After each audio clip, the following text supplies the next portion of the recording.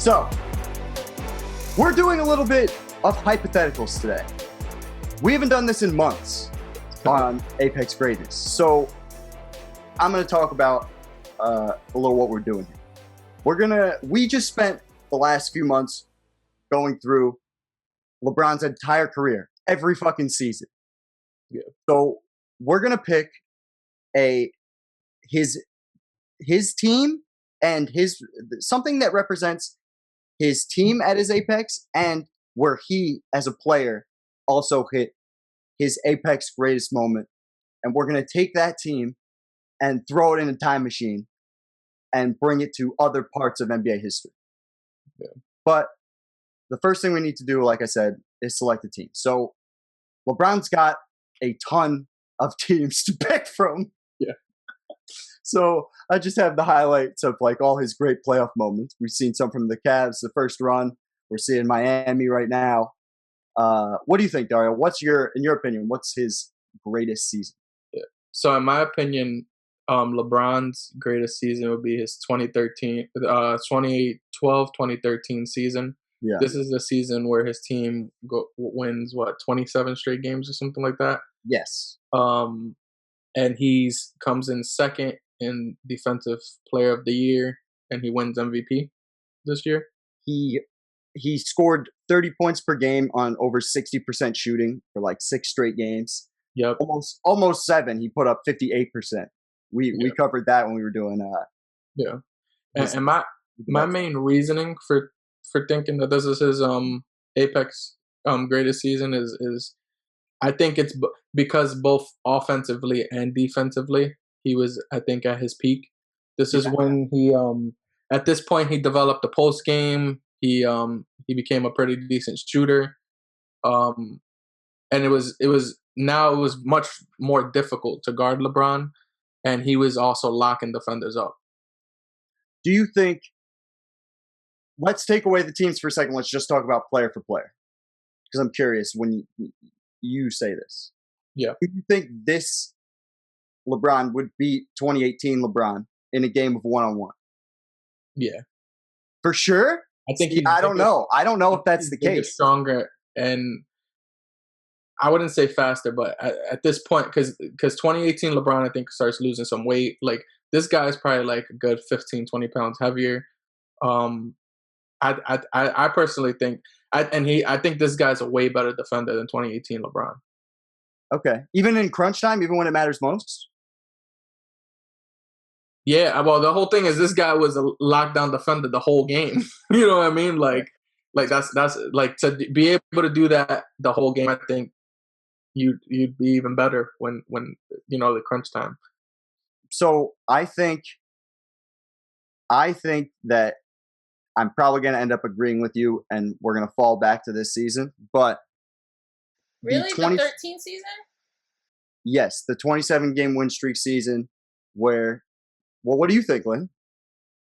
Well, I don't know, because I just feel like D.Wade was kind of being poopsicle by that point a little bit, right? Like, I feel like if we're going for a LeBron that's good and also a team that's good, then maybe we look at like the second star and see who his best second star is and what he gets out of them from that season.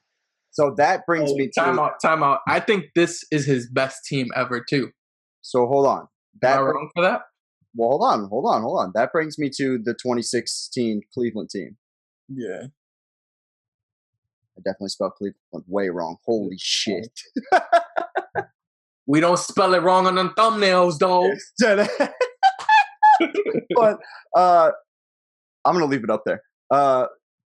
I think that if you're arguing for best all-around team, I still think, here's the thing about that Heat situation. LeBron only has to worry about basketball in that scenario, right? He's not worrying about the front office moves. He's not worrying about anything outside of coming in and playing his best every day. Is that right or wrong? 100% right. So this Cleveland guy in 2016 with the weight of the world on his shoulders, right? You want to talk about pressure. This team hasn't won a championship in 50 years. And I think Kyrie Irving at this point in his career was probably a little more consistent than Dwayne Wade at that point in Dwayne Wade's career because of the damage done to the legs. Is that kind of what you're getting at, Lynn, and why you brought that up? Yes, that was. So what do you think about that, Dario? In the if it was 2014, I'd feel you guys a little more. I think 2013, D.Wade, he took a back seat to LeBron, and but if you see in a lot of the course series, like during that playoff run, Dwayne Wade, I think he had moments where he was averaging like 25 or something, but I know he in big games he definitely did put up his 25-30 a game. Okay, so the reason I'm really particularly obsessed with this is when I was doing my notes for LeBron's legacy breakdown, I would have like the next leading scorer on his team up because especially in the beginning of his career, there's like nobody above 15 points a game in any of these playoff series, right? And 13, his like next leading scorer in the first round was Ray Allen with 16.5 points per game. Then in the second round versus the Bulls, you got Chris Bosh at 13.6 points per game. Then in the conference finals against the Pacers, you have Dwayne Wade come up and he's averaging 15.4 in the conference finals. And then in the finals, you get Dwayne Wade. 2012-13? Yep. And then in the finals, you get Dwayne Wade as the second leading scorer, and that's when he's finally up there at 19.6. Lynn's coming with the statistics. The heavy numbers. I'll pull it up for you. Yeah. And then if like you compare it to the 16th season, Kyrie Irving, he's always the second leading scorer in those playoff series, and he's over 20 points per game in all of those as well. Yeah, I didn't think you said the conference finals, right? So this is the 7-game series versus the Pacers. Conference finals, he's at 15.4. I'm pretty sure, yeah. Drum roll. Yep, 15.4 points per game, 43%. Let's see how he is. Am I confusing him for 2011 then? Well, let's see how he's in Game 7. Hold on. Because he was definitely what you're describing in 2011, Dario, in terms of and he was taking more shots in 2011. We looked at that. But in the closeout game, Dwayne Wade, 21 points, 41%. This was probably his best game of the series. Yeah, it'll be easier to go to his game logs. Yeah, that's what I'm about to do. Go on his game log. Damn, I didn't. Maybe I'm just remembering this shit wrong. Okay, Indy. So yeah, 21, and then he never hit 20 any other point in the series. So only in the Lindsay coming with the fucking facts here. Bam. He had 32 and 32 against the Spurs, right? In game 4? Yeah, game 4. They won, and then 25 and a loss, and then after that, he had another. So that's a good point. So you're saying, yeah. Well, let me ask you this question, Lindsay. Who is LeBron James' best teammate ever? Ooh, okay. So I would say for like the seasons that he won championships that he had the best help from, I would either give it to Kyrie Irving or Anthony Davis over Dwayne Wade. So if you're going to play that game, I would say Anthony Davis. Wait. Sorry. My bad. I'm thinking of the 2011-2012 season, not the 2013. I'm so sorry. I meant wait until. Oh my goodness! I'm like, why am I confused? And I'm remembering the Spurs is his second championship, and I'm like, no, I'm thinking of his first. After it was the Boston series that I'm thinking of. So I don't know what. I'm so sorry. That's true. That would be. Because I always say his apex greatest moment is the Boston series, and that's where I think his apex greatest season is. And I was getting them. I'm so sorry. I never messed up on the years. And you would be closer with Dwayne Wade because Dwayne Wade in those series, like he's averaging like over 20. He's averaging the 20, right? Yeah. And I'm like, bro, I've looked this shit up for years. I literally follow like LeBron shit. So that's why I'm like feeling dumbfounded. I'm like, yo, how am I wrong on this? And now that I'm thinking about it, I'm like, oh shit, it's the 2012 season. You're like, I feel really good about this. Yeah, my bad. No, you're good. 2011, 2012. Yeah. Because to me, LeBron's apex greatest moment is that 2012 series versus the Boston when he only missed 3 shots, had 45, 15, and 7 or some shit like that. That game 6, that game that just shattered my dreams in a million pieces. That one. That's the one. Yeah, where he but Wade is much better in comparison. Yeah, that makes way more. I'm like, bro, Wade was not. I didn't think he sucked that season because I remember it, and I always felt like this was his. My bad. To me, I always took that as this is why LeBron's leaving. Is because Wade is not the same guy. If Wade had stayed good health-wise, I do not see him leaving Miami. I really don't. I think he would have inevitably went to Cleveland, but I think he would have re-signed with Miami for at least like maybe a 1-1 or something like that. Yeah. He's notorious for that. But my bad. So I'm thinking of 20. This still brings the question: would you'd take that Dwayne Wade over Anthony Davis or Kyrie Irving from 2016? Are you talking to Lindsay or me? I'm talking to both of you. So we're either doing 11-12 with Dwayne Wade, we're doing 15-16 with Kyrie Irving, or we're doing 19-20 with Anthony Davis. Yeah. Oh, damn it, Lindsay. I know my answer. I just know Lindsay. Lindsay was talking before, and I felt bad that I don't know my answer. Well, hold that thought because I got you. I could give you. I can actually get this. Some moves, some stat news. Me personally, I'm going with Dwayne Wade, and strictly because, for one, I feel like they actually faced adversity, in terms of competition with that Heat team. Yeah. And I don't think like I mentioned before, the bubble was a lot of adversity, but the competition wasn't as much, in my opinion. I'm looking at it from a perspective of I'm looking past that. Who's guarding Bosh? Like who are we putting Bosh? Oh, are you saying what team beats what team? I think well that's where we're doing the best team. All right. I am saying who's the best number 2 guy, but the ultimate question we're trying to answer is what is LeBron's apex greatest team or apex greatest season? My whole thing is 2020 doesn't come. I think LeBron from 2012 would beat LeBron from 2020. If it was 20, say 20. 10, 20, 20, 10, 20, 20. Yeah. I don't know. See, that's the thing about LeBron is even though he might lose something athletically, what he gains from an IQ perspective is. I'm not gonna lie. If we're trying to compare between his greatness and then also his teams, how good his team is gonna be, and how much we could flow him through the stuff. 2020 has actually a much better fight. Wrong season, Russell, for Dwayne Wade. It's 11-12 now. Yeah, 11-12. Yeah, sorry. Yeah, fuck me up. But you were saying? I'm sorry. No, so there's actually a big, there's much more of a debate if we're trying to do that. Because I feel like if we're just talking about, because we've always in the past strictly talked about the player and never his other team. And that's why. But the reason that's the case is because. Yeah, he's had, first of all, it's a modern player. Second of all, he's had so many different, teams. He's had totally different waves of teammates.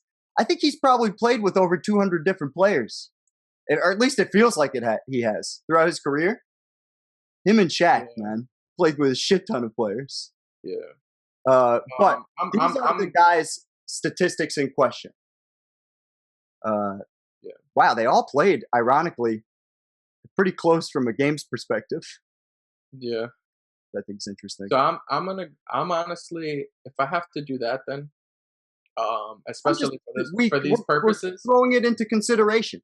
I'm going with the 2020 Lakers. Then, if for these purposes, I would definitely go with the 2020 Lakers, or the 2016 Cavs are not even in discussion for me in my head. I was a Kyrie fan and everything, but I'm sorry, I do not. I think that 2011-2012 Miami team and this Laker team would destroy that Cavs team. I am totally on board if you want to talk about going with the LA Lakers. I agree. The Cavs are not really in consideration for me. But but I was comfortable with what you had said beforehand with that first that second Miami team rather, because I think that's LeBron's. Yeah. I think he's the most focused on basketball. Either that or the end of the 2016 finals is his most locked in, or 2018. God damn, this guy's career is wild. Yeah. Fucking. Yeah. The only thing with the 2018 is he was not like that team sucked. I can't pick that team, but I think that was his best year in terms of best individual year. I think it's 2013. It's 2013 or it's 2018.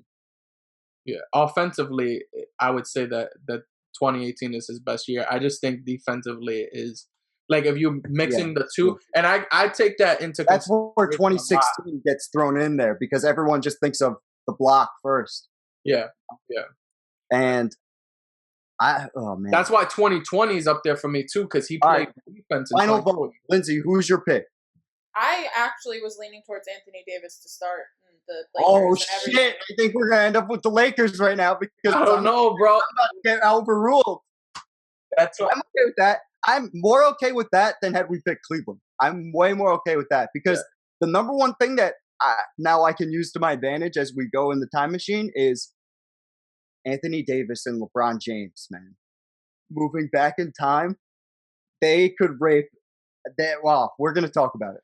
They could really beat somebody, yes. You're going to hear some blasphemy out of me. They could go against two of the Lakers' greatest dynamic duos. Yeah, dude. I love that. That's awesome. I love that. You want to know what's really leading me towards the Anthony Davis one as well? Yeah. Well, I honestly do. After having to do his teammate plus him, like LeBron is just great this year, anyways. And I like that he played defense this year for sure.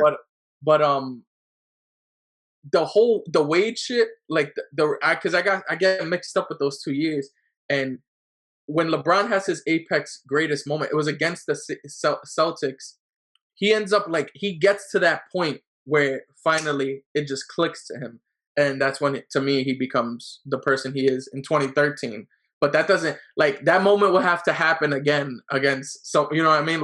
It's from that part on, to me, is the best LeBron you've ever seen. And I don't think saying 2020 as his best team takes away from LeBron as a player. I still think LeBron can do everything fine. Yeah. In terms of I don't think his athleticism is fucked to the point where he can't compete with guys who are a little younger, because he definitely can. He's doing way more in minutes than I did that age comparison for a while back. And it's a debate. That's the part that's so great about him. It's a fucking debate between a 10-year span. You're talking about it's crazy. For sure. And totally, like I said, totally different teams. And we all I swear to God, I never thought I was going to pick this 2020 season.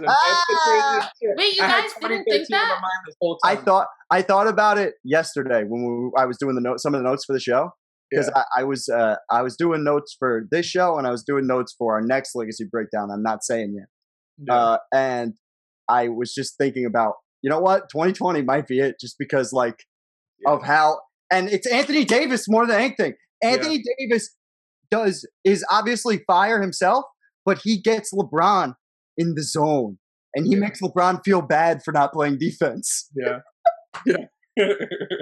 And that cannot be understated. It just can't. He spent like we talked about. He spent a decade. The reason why 2018, even though I think it's my favorite LeBron moment, like you said, it can't really be talked about as his best because he didn't win, and defensively, it wasn't there in the same way. Yeah, there's nothing that's like my that biggest now. thing. And then when you talk about a guy like Rondo being on the team, another guy this is going to be fun. I'm looking forward to this. Yeah, that's going to be dope.